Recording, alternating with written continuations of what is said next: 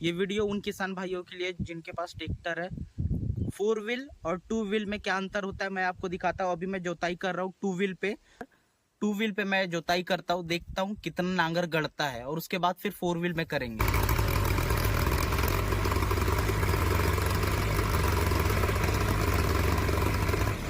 अब मैं same RPM पे 4 व्हील डाल के मैं चला के दिखाता हूँ। देखना चक्का जो है वो घूमेगा नहीं, सीधा जोतेगा।